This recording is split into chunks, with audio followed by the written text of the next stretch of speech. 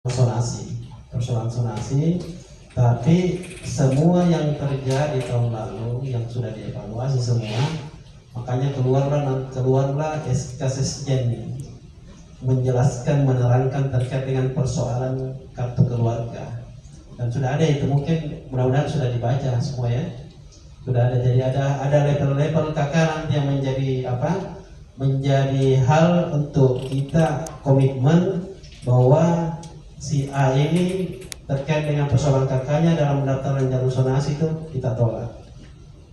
Tidak seperti tahun lalu, semua hal yang terkait karena persoalan tidak cukup kakaknya, hanya karena dia minta surat keterangan dari dia, kita terima, padahal tidak begitu aturannya. Nah sekarang ini kita di backup dengan Sesjen. Yang saya ingat terkait kakak tetap 1 tahun, dan nama orang tua yang ada di situ itu harus kita perhatikan. Nama orang tua yang ada di kakak itu sama dengan nama orang tua yang ada di ijazah terakhirnya atau orang tuanya. Pemahaman saya kalau sekarang itu pasti nama orang tuanya, itu satu. Ada juga di situ kalau ada yang tidak sama nama orang tua karena meninggal dunia atau bercerai. Nah, itu kita lihat kakak yang lamanya, tapi minta surat keterangan dari kematian dan surat keterangan dari dia. Nah, kalau kena bencana itu hilang rusak, itu karena bencana saja, sesuai dengan undang-undang, jadi bencana saja. Nah itu surat saya tidak tahu penjelasannya. Ada juga nanti itu kalau anak ini tidak ada kakaknya misalnya dekat itu, tapi dia di pondok. Nah, surat keterangan dari pondok pesantren, nah, ada itu. Jadi semua hal itu tolong diperhatikan sih, supaya karena sangat sensitif sekali di persoalan zonasi, karena kita mau ketat nanti. Tapi intinya begini, hanya persoalan jalur zonasi saja, artinya anak-anak yang melanggar dalam sisi kakak itu dia tidak boleh ikut di zonasi, tapi di jalur lain dia bisa ikut afirmasi perpindahan kan, atau nanti setelah semua selesai kuota masih ada, prestasinya dibuka. Nah, terakhir mungkin saya mau sampaikan, intinya PPDB nanti ini penentuan kelulusan itu kita sudah sampaikan ya, itu sesuai dengan peraturan Menteri Pendidikan yang tidak pernah selama kita, itu nanti ditentukan oleh sekolah melalui rapat Dewan Guru. Jadi penentuan kelulusan setelah diverifikasi semua teman-teman itu nanti didapatkan oleh Dewan Guru dan komite untuk penentuan bahwa ini yang lulus. Setelah ada surat SK-nya itu baru kami upload di sistem ya. Nah, terakhirnya nanti setelah PPDB, karena kita sekarang ini kinerja pendidikan kita ini kita mau dorong standar pelayanan minimal itu tidak boleh ada anak yang tidak sekolah. Makanya setelah PPDB sebelum MPLS itu semua anak yang tidak lulus itu nanti sudah ada datanya di sistem, itu nanti kita salurkan ke sekolah-sekolah nanti. Jadi jadi jangan menerima semua teman-teman nanti, jangan menerima ada dari LSM, ada dari media apa tuh, sampaikan nanti semua dari dinas pendidikan, karena datanya sudah di sistem. Yang tidak lulus kita nanti buatkan surat untuk penyaluran. Jadi tidak ada anak-anak yang boleh tidak sekolah selama nanti orang tuanya mau menerima. Jangan menunjuk sekolah, orang tuanya harus menerima. Jadi kita masukkan di tapi syaratnya itu anak itu harus masuk dekat dengan rumahnya, itu syarat aturan. Nah mudah-mudahan hari ini tolong bertanya ke semua nanti terkait dengan hal-hal yang ada di adminnya, di aplikasi itu, supaya familiar, karena ini memang kita kasih sekali waktu, tidak ada lagi hal, karena tanggal 20 nanti SMK itu buka pendaftaran resminya. Nah, cuma memang SMK itu nanti hanya daring saja pendaftaran, semua mekanisme lain itu nanti di sekolah yang menentukan. Jadi kita kasih di dalam juknis itu siswa yang mendaftar di SMK itu nanti dia datang ke sana, apakah SMK melakukan proses minat bakat nanti terserah sekolahnya. Ya, termasuk juga boarding begitu. Hanya khusus SMA saja yang ada jalur-jalur ini.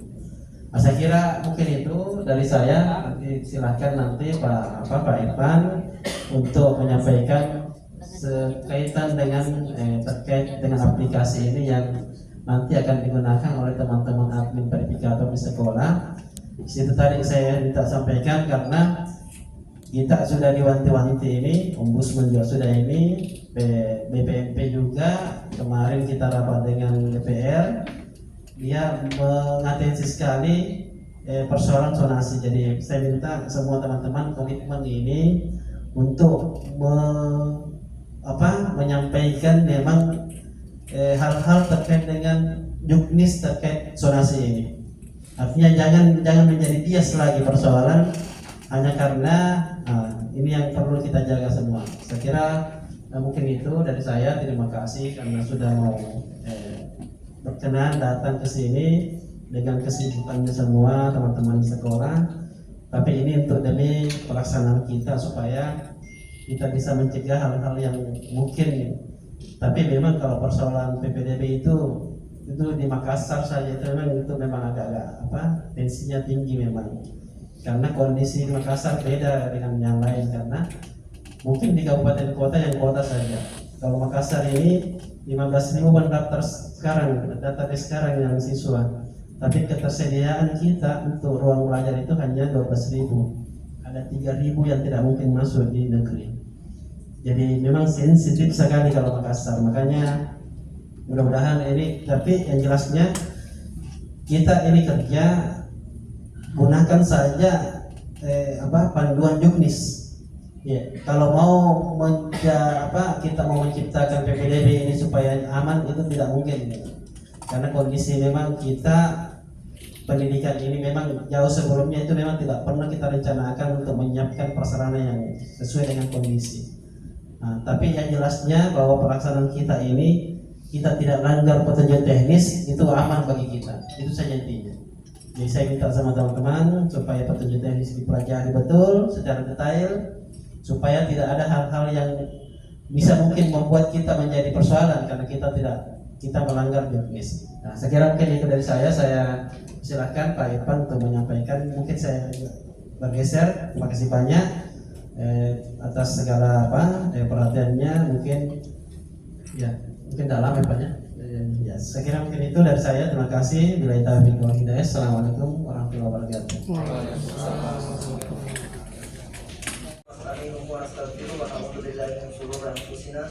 ومن سيئات أعمالنا من يهده الله فلا مضل له ومن يضلل فلا هادي له أشهد أن لا إله إلا الله وحده لا شريك له وأشهد أن محمدا عبده ورسوله اللهم صل على محمد وعلى آل محمد كما صليت على إبراهيم وعلى آل إبراهيم إنك حميد مجيد. Amma ba'd. Teman-teman, saya pakai teman-teman saja ya, karena kebetulan saya juga pernah berada di posisi seperti Bapak Ibu. Saya juga pernah merasakan suka dukanya PPDB. Mulai dari PPDB tahun 2017 pertama kali.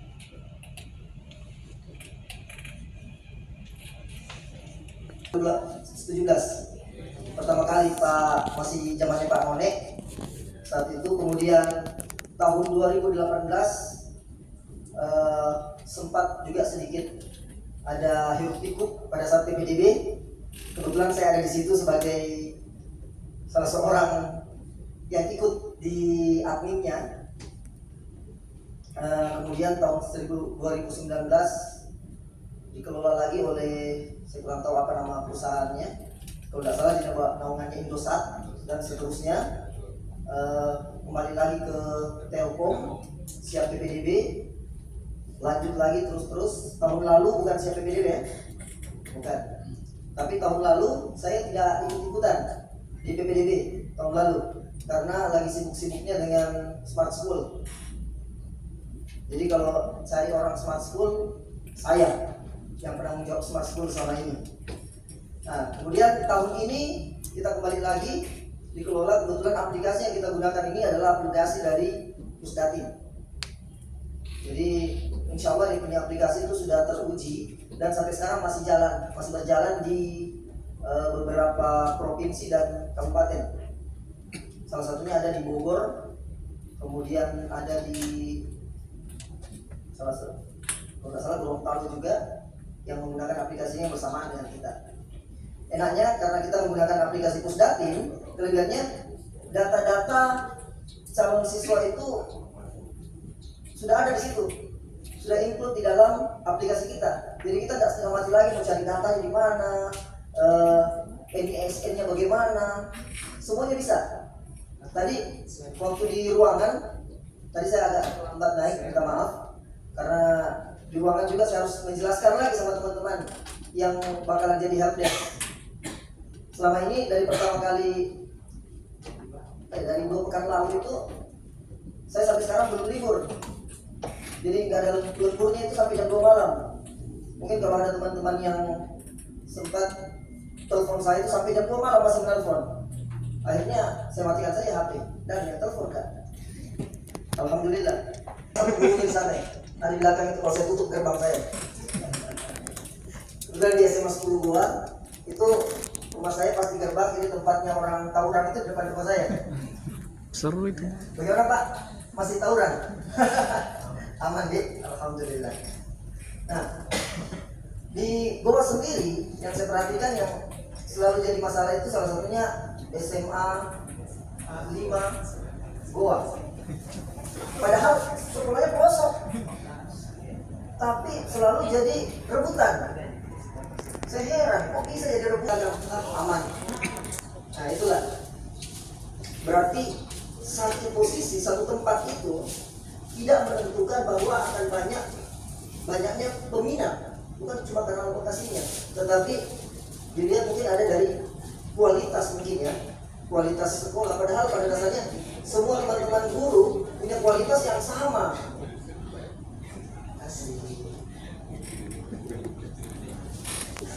Ini luar biasa loh, saya 2 hari di sini baru saya dikasih makan. Khusus gua Pak. Khusus gua ini.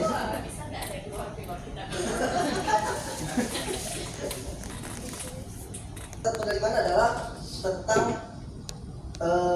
zonasi, ya, pengaturan zonasi itu yang selalu ribut. Kenapa ini saya punya tarik garis ini ada anak kembar yang satu rumah, yang satunya lolos yang tidak. Saya pelaku. Seperti itu.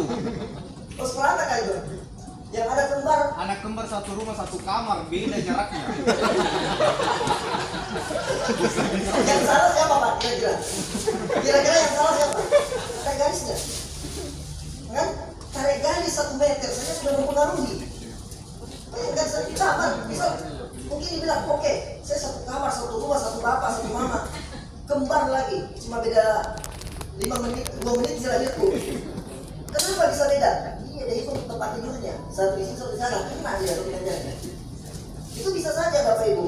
Dan ini satu kejadian kemarin, ini saya sedikit buka ya kemarin. Kemarin ada pergaulan, ada seorang orang tua murid yang datang ke saya. Ternyata pada saat penginputan data fisik itu tidak sesuai. Bayangkan, titik pada saat pendaftaran ya. Jadi proses pra pendaftaran Bapak Ibu, yang saya ingin jelaskan di sini masalah teknisnya itu di pra pendaftaran. Kalau untuk masalah yang lainnya saya rasa adalah bagaimana teman-teman ini mengarahkan, membantu siswa untuk lebih mudah masuk ke sekolah kita. Ya, itu salah satu bagian dari pelayanan apa ya namanya, pelayanan publik yang pelayanan prima. Saya dulu waktu di sekolah saya sempat ngajar di SMK 7 Takalar. Di SMK 7 Takalar itu pelosok. Jadi caranya gimana kita untuk dapat siswa? Kita jemput siswanya. Kita pasang admin, teman-teman guru stay di depan sekolahnya, di depan sekolah SMP. Yang mau mendaftar, ayo saya bantu daftar. Kita kasih seperti itu pelayanan prima. Jadi mendekatkan diri kita kepada calon siswa. Alhasil dari siswa kami yang cuma 100 lebih, sekarang itu sudah 700-an dalam waktu 3 tahun. Luar biasa di setiap minat. Nah, kebetulan SMK sekolah kami itu bersama sama Astra Honda. Astra Honda sebagai binaannya, binaan Astra Honda. Karena dilihat dari jumlah siswa yang membludak masuk, padahal kita yang jemput siswanya datang. Nah, saat verifikasi nanti Bapak Ibu, saya harapkan ini teman-teman yang ini sekarang admin ya, semua adminnya ya. Kebetulan di akun admin itu Bapak Ibu bisa menambahkan teman-teman yang bantu Wiki. Ya, bisa sampai 30. Mungkin ditambah sampai 50 dari kita, Ji. Kita tidak batasi berapa jumlah teman-teman yang bantu Wiki dalam proses verifikasi data dan menjadi helpdesk di sekolah. Sekali lagi, jangan dia yang admin, jangan dia yang verifikator, dia yang helpdesk. Sekali lagi ya, jangan Ki. Jadi helpdesk itu tidak pegang apa-apa, dia cuma terima laporan, masukkan ini, selesai. Untuk eksekusinya itu baru ke operatornya. Jadi tugasnya seorang helpdesk itu menyampaikan sebagai corong, menyampaikan apa ini bisa seperti ini Pak. Oh, anaknya ibu cocoknya daftarnya lewat ini, ya. Jangan pakai ini. Itu boleh kita sampaikan. Nah, kita ikutilah juknis. Juknis saya rasa semua sudah pegang kan? Sudah punya juknis. Ini juknisnya sangat jelas kok, khususnya untuk SMA dan SMK juga sangat jelas. Ikuti saja, selesai, kita aman. Tidak perlu lagi pusing dengan datangnya wartawan, LSM yang ada menitip. Kali dulu Pak, ada untuk aku. Paling katanya begitu kan, rata-rata di sekolah ini. Enggak, semua sama. Tinggal dari bagaimana kita mengatur, bagaimana kita mengajar, bagaimana kita apalah teman-teman guru tahu itu. Oke, termasuk saya sampai tadi pagi itu masih di WA oleh salah satu admin operator sekolah yang paling banyak siswanya di Goa. Itu minta tolong dulu ini masalahnya. Orangnya dari sini enggak? Dari SMA Salis. Masih Salis ya? SMA 1? Ya. Dari SMA 1 itu dari kemarin minta tolong. Pak, dulu ya. Dan saya punya kebiasaan itu, karena kebetulan saya tidak punya utang sama orang. Jadi siapa saja yang menelpon, siapa saja yang sempat saya buka, saya bantu. Dan tidak pusing.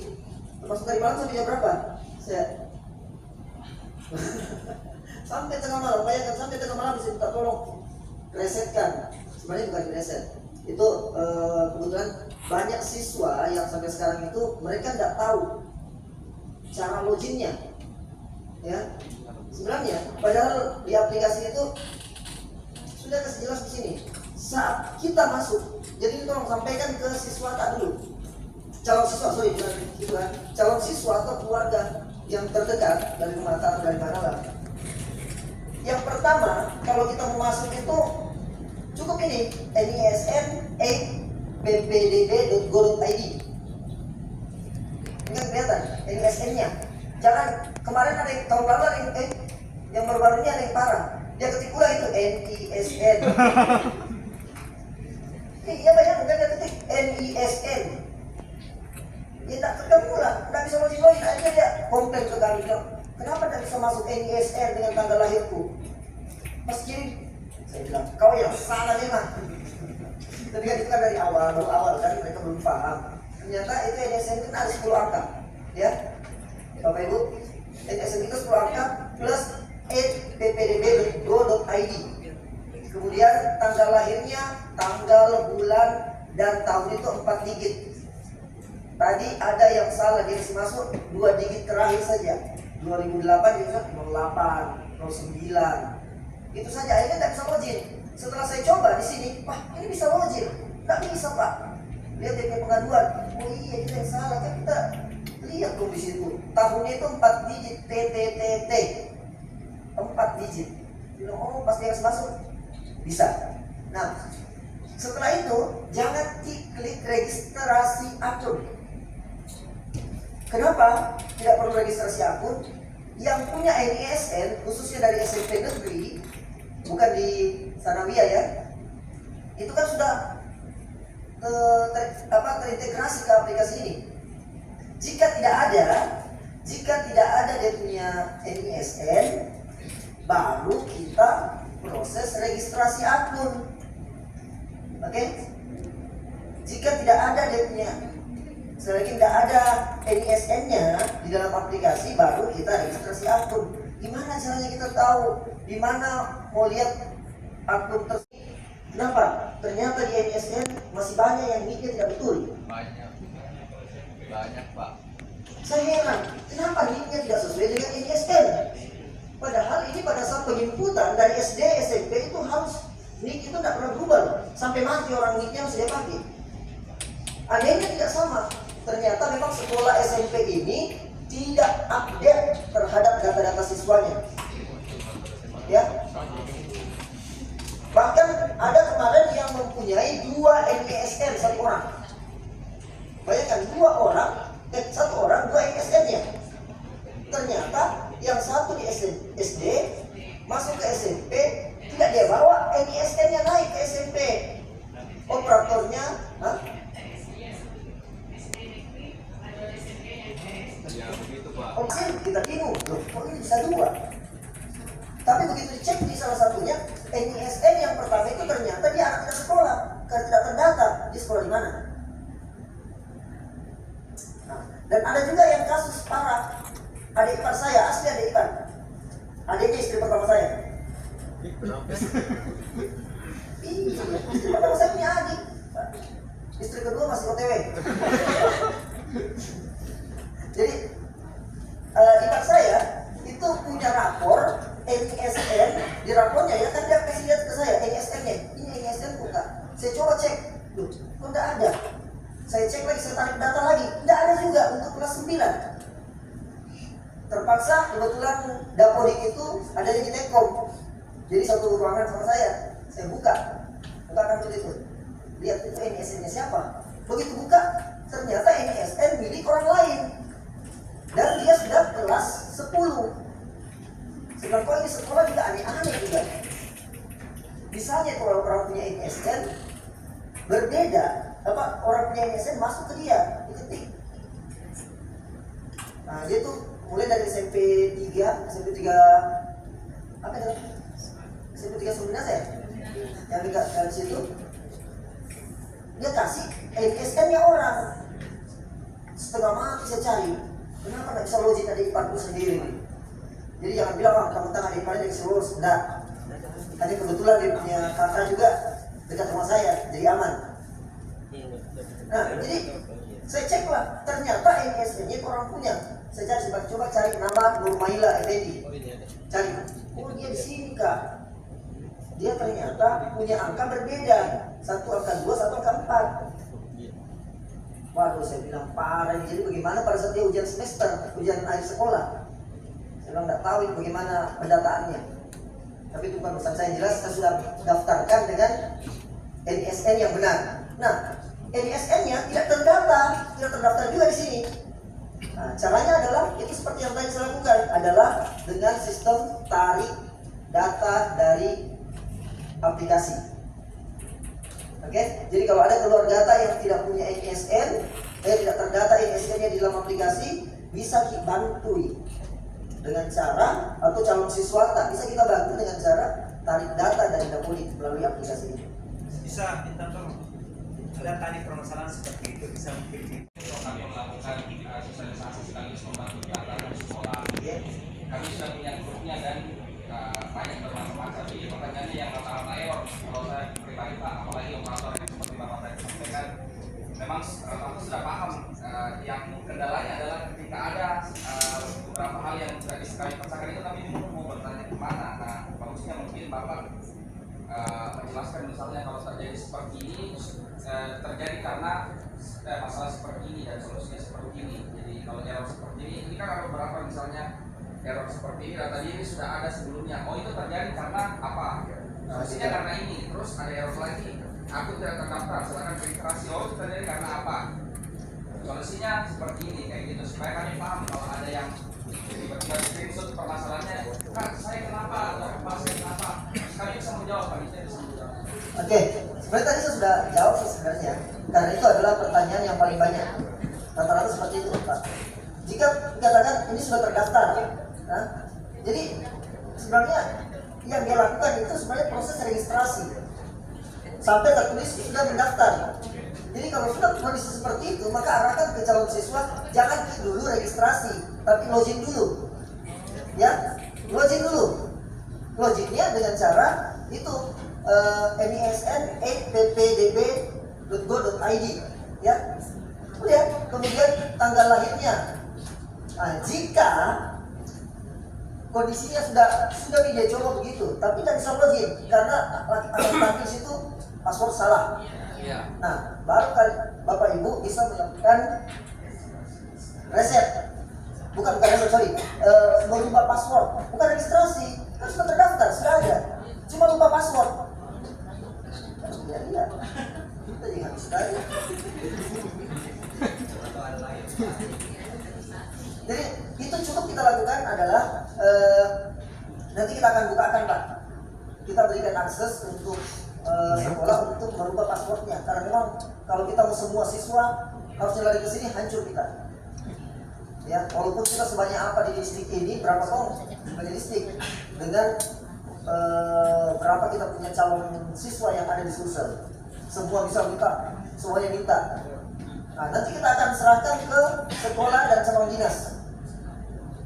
Ya, nanti kita akan serahkan ke cabang dinas, karena cabang dinas Pak meminta. Nanti kita akomodir supaya cabang dinas agak susah kok menghadapi cercaan. Mantap. Mantap.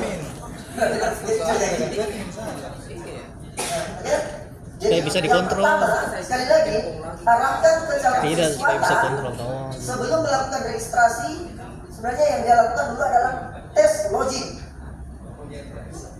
Walaupun dia tes login, siapa tahu dia masih menggunakan NISN yang sama dari SD dan terdaftar di Dapodik.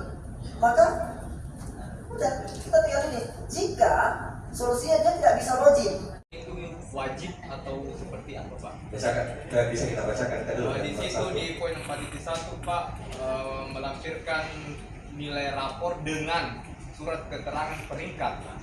Kalau kata dengan berarti harus dua-duanya. Nah itu tidak dirincikan Pak, itu peringkatnya itu dari berapa sampai berapa? Itu yang Saja pertama. di sekolah asalkan surat keterangan peringkat di Pak. Berarti boleh Pak, contohnya dia peringkat 100 dari siswa 100 Iya siswa. boleh. Iya. Mas jadi begini Pak, jangan diatur jadi begini, jangan atur SMP surat keterangan peringkatnya harus bagaimana? Marah-marah nanti tuh kepala sekolah SMP. Iya. Jadi bikin saya, kalau misalkan banyak sekolah SMP tidak mau bikin, dan topik diskusi anak-anak, yang penting ada rapornya. Karena sekolah itu wajib pada saat sekolah awal tahun memasuki awal tahun ajaran, sekolah itu mengadakan rapat penentuan KKM. Betul tidak Pak Bu? Rapat awal tahun ajaran. Rapat awal tahun ajaran itu ada agenda wajibnya, yaitu menentukan KKM. Dari mana dasarnya itu? Kelas 10 dan tentukan KKM. Dari itu tadi inputan sebagai panitia PPDB ini Pak Kepala Sekolah rata-rata nilai rapor kelas 10 yang masuk tahun ini. Itulah yang menjadi dasar penentuan KKM. Tapi saya tidak tahu sekolah lakukan atau tidak. Nah, saya tidak tahu itu. Itu harusnya dilakukan seperti itu sehingga KKM itu tidak ditentukan serampangan. Nah, kemudian itu salah satu. Kemudian apa? Pentingnya nilai rata-rata rapor itu juga nantinya kalau pada saat saya di sekolah Pak Bu, saya selalu minta dari panitia PPDB mana rata-rata nilai rapornya anak.